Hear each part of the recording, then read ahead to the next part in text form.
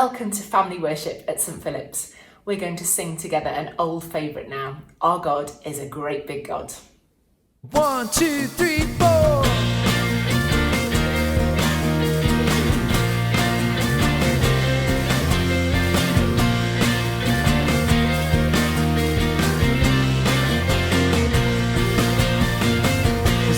God is a great big God. Our God is a great big God. Our God is a great big God, and He holds us in His hands. Our God is a great big God. Our God is a great big God. Our God is a great big God, and He holds us in His hands. He's higher than a skyscraper, and deeper than a submarine. He is wider than the universe, and beyond my wildest dreams. And He's known me, and He's loved me since before the world began. How wonderful to be a part of God's amazing plan. Our God is a great big God. Our God is a great big God. Our God is a great big God, and He holds us in His hands. Our God is a great big God. Our God is a great big God. Our God is a great big God, and He holds us in His hands. He's higher than a skyscraper, and deeper than a submarine. He's wider than the universe, and beyond my wildest dreams.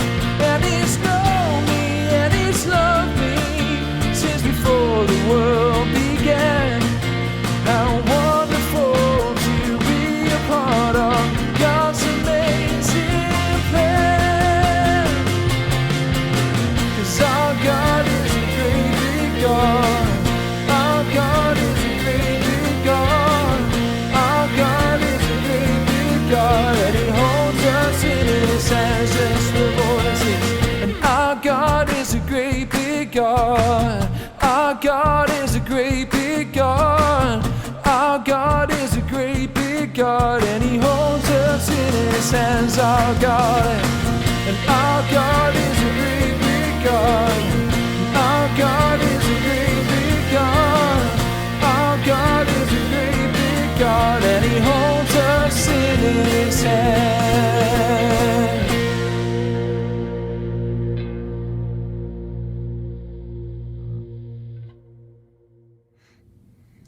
Today's story is called Daniel and the Scary Sleepover.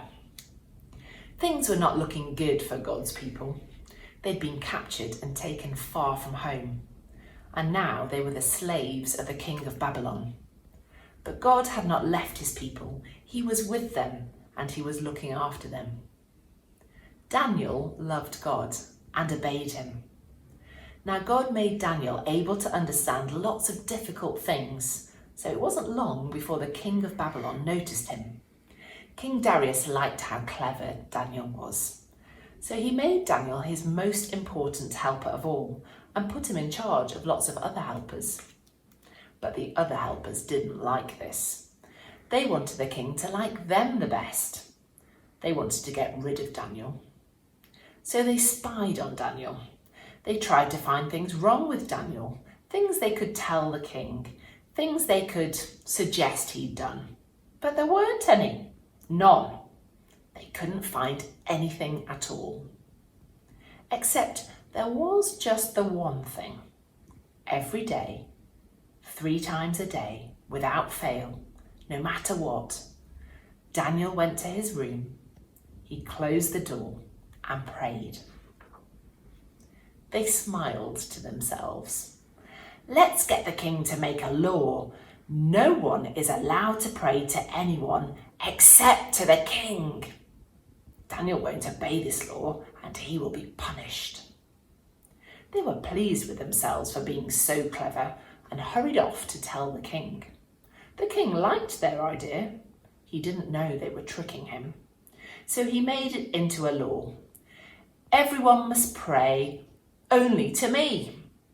If you don't, the lions will have you for their dinner." Daniel heard this. He knew it was wrong to pray to anyone except God. He had to do what God said, whatever it cost him, even if it meant he would die. So Daniel went to his room, closed the door, and prayed. That's just what the bad men knew Daniel would do. They skipped straight off to tell the king, "Oh, your most glittering highness, your law says, does it not, that everyone must pray to you alone, sire?" "Yes," said the king. "Oh, magisterial brightness, then correct us if we're wrong. But it would seem that Daniel is praying to God and not to you." The king was sad. He had been tricked. He didn't want to hurt Daniel, but he couldn't change his law. And so he let the soldiers throw Daniel to the lions. "May your God, who you love so much, rescue you," the king said. The king went back to his palace, but he didn't sleep that night, not a wink. He tossed and turned until finally, at the first glimmer of dawn, he leapt out of bed and ran straight to the den. "Daniel," he cried, "has your God rescued you?" "Yes," Daniel shouted. God sent an angel to close the lions' mouths. And there, resting his head on Daniel's lap, was the biggest lion, purring like a little kitten. The king brought Daniel out of the den. "Look," he said, "Daniel doesn't even have a scratch." The king made a new law. Daniel's God is the true God, the God who rescues. Pray to him instead. God would keep on rescuing his people, and the time was coming when God would send another brave hero, like Daniel, who would love God and do what God said, whatever it cost him, even if it meant he would die. And together, they would pull off the greatest rescue that the world has ever known. We hope you've enjoyed worshipping with us this morning. You can check out our family resource on the website, which will give you some ideas of how to talk through the story together as a family, how to pray, and some fun activities to do. We'll see you again next week. Bye.